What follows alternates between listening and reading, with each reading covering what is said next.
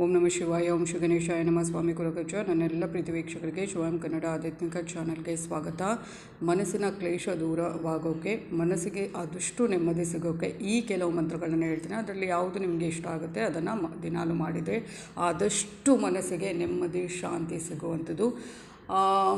ಅದಕ್ಕಿಂತ ಮುಂಚೆ ಏನು ಮಾಡಬೇಕು, ಚಾನಲ್ನ ನೋಡ್ತಾ ಇದ್ದೀವಿ ಯಾರು ಸಬ್ಸ್ಕ್ರೈಬ್ ಮಾಡದೇ ಇದ್ದರೆ ದಯವಿಟ್ಟು ಸಬ್ಸ್ಕ್ರೈಬ್ ಮಾಡಿ. ಸಬ್ಸ್ಕ್ರಿಪ್ಷನ್ಸ್ ಫ್ರೀ ಆಗಿರುತ್ತೆ. ಆದಷ್ಟು ಲೈಕ್ ಮಾಡಿ, ಶೇರ್ ಮಾಡಿ, ಹಾಗೆಯೇ ಬೆಲ್ ಐಕಾನ್ ಕ್ಲಿಕ್ ಮಾಡೋದನ್ನು ಮರಿಬೇಡಿ. ಆಧ್ಯಾತ್ಮಿಕಕ್ಕೆ, ಜ್ಯೋತಿಷಕ್ಕೆ ಸಂಬಂಧಪಟ್ಟ ಉಪಯುಕ್ತ ಮಾಹಿತಿ ಇರುವಂಥ ವೀಡಿಯೋನ ಹಾಕ್ತಾ ಇರ್ತೇನೆ.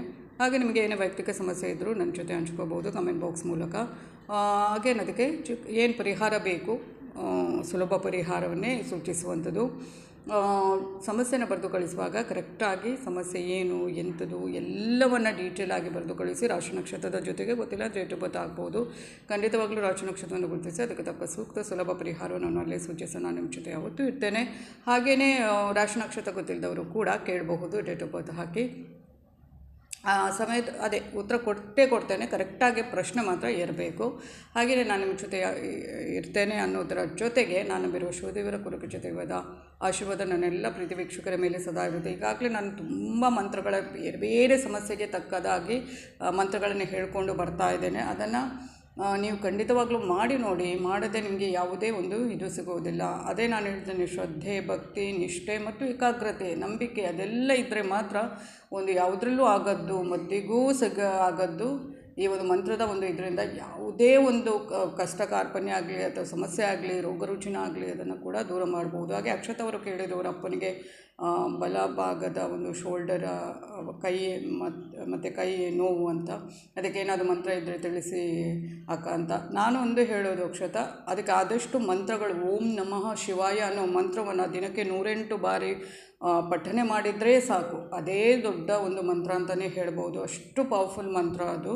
ಹಾಗೆಯೇ ಮನಸ್ಸಿಗೆ ನೆಮ್ಮದಿ ಸಿಗಬೇಕು. ಇತ್ತೀಚಿನ ದಿನಗಳಲ್ಲಿ ಮನಸ್ಸಿಗೆ ನೆಮ್ಮದಿನೇ ಇಲ್ಲದಾಗಿ ಹಾಗೆ ಹೋಗಿದೆ. ಅಂಥ ಒಂದು ಬದುಕನ್ನು ಬದುಕ್ತಾ ಇದ್ದೇವೆ ಇತ್ತೀಚಿನ ದಿನಗಳಲ್ಲಿ. ನಾವು ಪ್ರತಿಯೊಂದರಲ್ಲೂ ಏನೇನೋ ಮನಸ್ಸಿಗೆ ಒಂದು ಅಶಾಂತಿ, ನೆಮ್ಮದಿ ಇಲ್ಲದೆ ಇರೋಕ್ಕೆ, ಏನೇ ಒಂದು ಇದ್ದರೆ ನೆಮ್ಮದಿನೇ ಇಲ್ಲ ಅಂದರೆ ಏನು ಅಲ್ವಾ, ಏನು ಪ್ರಯೋಜನ ಇಲ್ಲ. ನೆಮ್ಮದಿ ಬೇಕು ಅಲ್ವಾ.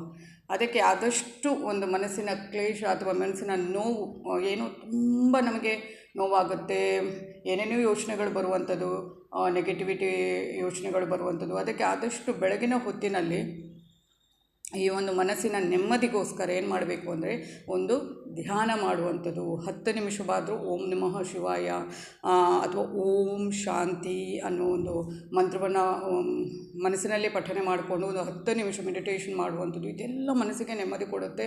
ಬೇಕಾದರೆ ನೋಡಿ ನೀವು ಬೆಳಗ್ಗಿನ ಹೊತ್ತಿನಲ್ಲಿ ಅಂದರೆ ಪ್ರಾರ್ಥನೆ ಎಲ್ಲ ಮುಗಿದ ನಂತರ ಅಥವಾ ಅದಕ್ಕಿಂತ ಮುಂಚೆನೇ ಒಂದು 10 ನಿಮಿಷ ಧ್ಯಾನ ಮಾಡಿ ಓಂ ಶಾಂತಿ ಅಂತ ಒಂಥರ ಒಂದು ಹೇಳ್ತಾ ಮಂತ್ರ ಮಾಡಿದರೂ ಖಂಡಿತವಾಗ್ಲೂ ಆ ದಿನ ನಿಮಗೆ ಆದಷ್ಟು ಮನಸ್ಸಿಗೆ ನೆಮ್ಮದಿ ಸಿಗುವಂಥದ್ದು. ಹಾಗೆಯೇ ನರಸಿಂಹ ಸ್ತೋತ್ರವನ್ನು ಪಠನೆ ಮಾಡುವಂಥದ್ದು, ಲಕ್ಷ್ಮೀ ನರಸಿಂಹ ಸ್ತೋತ್ರವನ್ನು ಪಠನೆ ಮಾಡುವಂಥದ್ದು, ಗಾಯತ್ರಿ ಮಂತ್ರವನ್ನು ಪಠನೆ ಮಾಡುವಂಥದ್ದು. ಇದೆಲ್ಲ ತುಂಬಾ ಒಂದು ಈ ಒಂದು ಮನಸ್ಸಿನ ನೆಮ್ಮದಿಗೆ, ಮನಸ್ಸಿನ ಬೇಜಾರು ಏನಿರುತ್ತೆ ಅದನ್ನು ದೂರ ಮಾಡಲು, ಮನಸ್ಸಿಗೆ ಆದಷ್ಟು ಶಾಂತಿ ನೆಮ್ಮದಿ ದೊರಕಲು. ಮತ್ತು ಇನ್ನೊಂದು ನಮ್ಮ ಒಂದು ಗಣಪತಿ ಸ್ತೋತ್ರ ಓಂ ಏಕದಂತಾಯ ವಿದ್ಮಹೇ ವಕ್ರತುಂಡಾಯ ಧೀಮಹಿ ತನ್ನೋ ಬುದ್ಧಿ ಪ್ರಚೋದಯಾತ್ ಅನ್ನೋ ಮಂತ್ರವನ್ನು ಕೂಡ 9, 21 ಮತ್ತು 108 ಎಷ್ಟು ಸಲ ಆಗುತ್ತೆ ಅಷ್ಟು ಬೆಳಗಿನ ಹೊತ್ತಿನಲ್ಲಿ ಮಾಡಿದರೆ ತುಂಬಾ ಪ್ರಯೋಜನಕಾರಿ ಅಂತ ಹೇಳ್ಬೋದು. ಇನ್ನೊಂದು ಸಲ ಹೇಳ್ತೀನಿ, ಓಂ ಏಕದಂತಾಯ ವಿದ್ಮಹೇ ವಕ್ರತುಂಡಾಯ ಧೀಮಹಿ ತನ್ನೋ ಬುದ್ಧಿ ಪ್ರಚೋದಯಾತ್ ಅನ್ನುವ ಮಂತ್ರವನ್ನು ಪಠನೆ ಮಾಡಿದರೆ ಖಂಡಿತವಾಗೂ ಆದಷ್ಟು ಮನಸ್ಸಿಗೆ ನೆಮ್ಮದಿ ಸಿಗುವುದು.